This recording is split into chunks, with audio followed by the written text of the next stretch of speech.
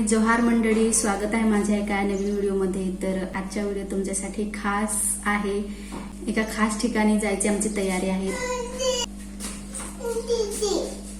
तर बाबूची पण तयारी झाली आहे आणि आता आम्ही निघतोय। तर व्हिडिओ शेवटपर्यंत नक्की बघा आणि व्हिडिओला लाईक शेअर आणि सबस्क्राईब नक्की करा। सो व्हिडिओ कंटिन्यू बघा, चला। तर तुम्हाला थंबनेल वरून समजलंच असेल की आम्ही कुठे निघालोय। तर आम्ही डहाणूवरून लोकल ट्रेन पकडली आणि येऊन उतरलो विरारला। तिथून आम्ही मग रिक्षा पकडली आणि निघालो। सेरिंगमध्ये आम्हाला 20 रुपये चार्ज लागला। तर आज आम्ही निघालोय विरारमधील प्रसिद्ध जीवदानी माता टेम्पलला दर्शनासाठी आले आहेत। खूप दिवसापासून माझी इथे येण्याची इच्छा होती आणि आज ती पूर्ण झाली। चला तर मग तुम्हालाही माझ्यासोबत जीवदानी मातेचे सुंदर दर्शन घडवते।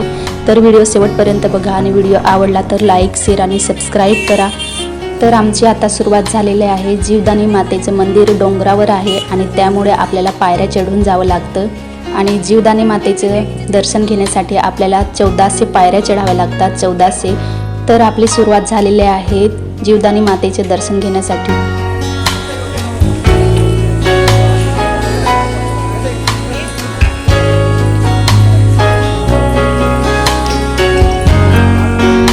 तर मंडळी, इथूनच आपली सुरुवात होते। जीवदानी मातेचे मंदिर डोंगरावर आहे, त्यामुळे आपल्याला पायऱ्या चढून जावं लागतं आणि या जीवदानी मातेच्या दर्शनासाठी आपल्याला 1400 पायऱ्या चढाव्या लागतात। 1400 पायऱ्या आहेत, त्या चढून जीवदानी मातेचं दर्शन घ्यावं लागतं।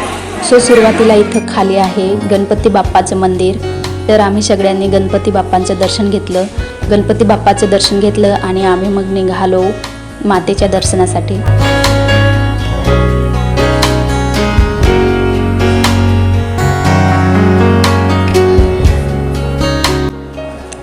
आता आपण पायऱ्या चढायला सुरुवात केली आहे। खूप साऱ्या पायऱ्या आहेत, तुम्हाला मी सांगितलं 1400 पायऱ्या आहेत। पण प्रत्येक पायरीवर जय माता दी म्हणत पुढे जाताना खूप एनर्जी मिळते। मध्ये मध्ये थोडा आराम घेतोय कारण चढण थोडी कठीण आहे, पण वर पोचल्यानंतर सगळा थकवा नक्कीच निघून जाणार आहे। सगळेजण पायऱ्या चढायला खूप थकत होते आणि माझ्यासोबत तर आरू पण होता। मग आरूला एक एक जण बदलून घेत होतं। असं करून आम्ही सगळेजण मातेच्या दर्शनाला पोचलो आणि मातेच्या दर्शनासाठी खूप भक्त पाहिले मी, जे नवस फेडण्यासाठी आलेले होते। काही होते ते मेणबत्त्या पेटवत जात होते, काही जण तर मांडीवर पण चालत जात होते, म्हणजे त्यांनी जसा नवस घेतलेले असेल तसे ते फेडण्यासाठी आलेले होते। आणि असं प्रत्येक मंदिरात असतंच, पण मी जीवदानी मातेच्या दर्शनाला पहिल्यांदा गेली म्हणून मी तर हे बघितलं, म्हणून मीच तुमच्यासोबत शेअर करते।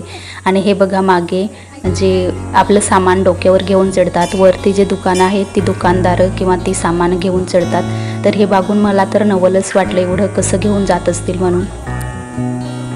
आता थोडं वर आलोय आणि इथून दिसणारा नजारा खूपच सुंदर आहे। संपूर्ण विरार शहर खूप छान दिसतंय। थोडा वेळ इथे थांबून हा सुंदर निसर्ग अनुभवला। शेवटी आपण मंदिराजवळ पोहोचलो आहोत। इथलं वातावरण खूपच पवित्र आणि शांत आहे। आता आपण जीवदानी मातेचं दर्शन घेणार आहोत। आज मला खूप छान दर्शन झालं, मन अगदी आनंद झालं। आईचा आशीर्वाद सगळ्यांवर राहो हीच प्रार्थना। आणि जीवदानी मातेच्या मंदिरात हे माझं पहिलंच दर्शन आहे। म्हणजे माझा विचार खूप कधीपासून होता की जाऊ दर्शनाला, पण तसा योगच आला नाही, मला जाताच आलं नाही। पण मी फर्स्ट टाईम आले आणि मला दर्शन घेऊन खूपच आनंद झाला, खूप प्रसन्न वाटलं। दर्शन घेतल्यानंतर खूप समाधान वाटलं, सगळा थकवा एका क्षणात निघून गेला। आणि नंतर आम्ही आलो होतो इथे वरती। तर इथे बघा, तर असं म्हटलं जातं की आपण एखादी वीस मागायची आणि हा कोईन त्या दगडाला चिपकवायचा। जर तो कोईन तिथं चिपकला तर आपली विश पूर्ण होणार आणि जर तो रुपया किंवा कोईन खाली पडला तर आपली विश पूर्ण होणार नाही। तर मी पण ट्राय केलं, तर विश मागून मी पण ट्राय केलं, पण माझा कोईन खाली पडला। आणि काकूंनी ताई होत्या त्यांनीही ट्राय केलं, पण कोणाचाच चिपकला नाही। सो माता राणी सगळं बघत आहे, कोण मेहनत घेते। आपली स्वप्न पूर्ण होणार असतील तर ते नक्कीच होतील, आपल्यावर आशीर्वाद आहे मातेचा। सो त्याच्यानंतर आम्ही आलो इथं वरती आणि इथून पण खूप छान नजारा दिसतो आहे, तुम्ही बघू शकता।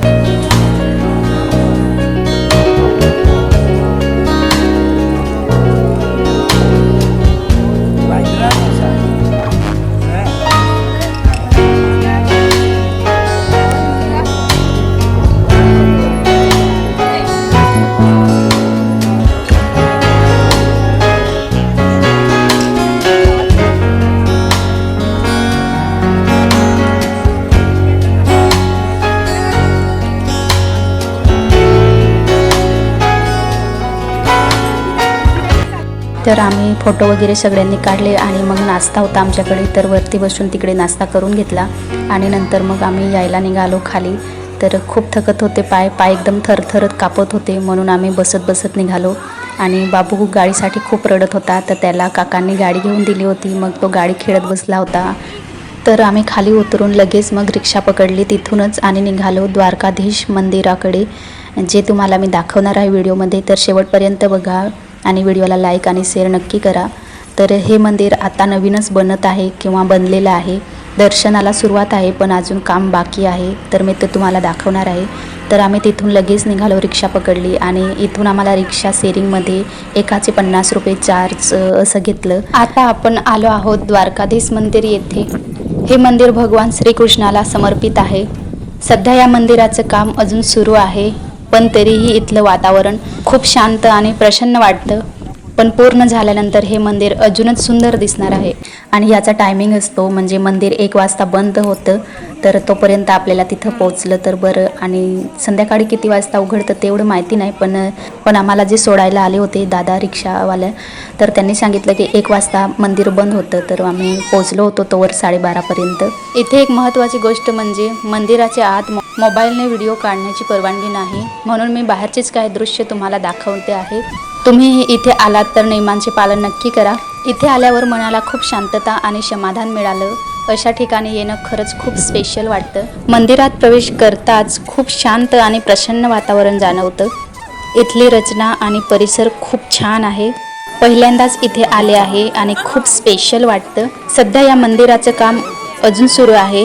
मंदिर बांधकामाच्या टप्प्यात आहे, पण तरीही इथली शांतता आणि सकारात्मक ऊर्जा खूप छान वाटते. पूर्ण झाल्यानंतर हे मंदिर अजूनच भव्य आणि सुंदर दिसणार आहे.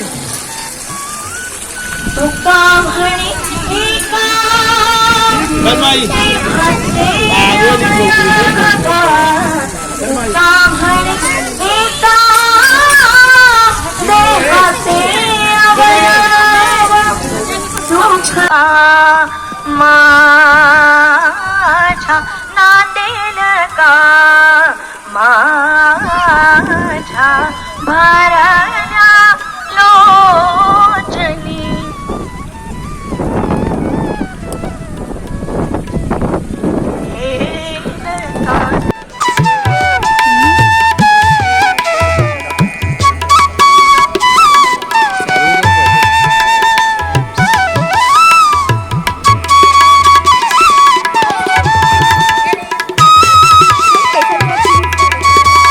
तर मंडळी, हा होता माझा द्वारकाधीश मंदिरातला ब्लॉग आणि जीवदानी माता मंदिरातला ब्लॉग.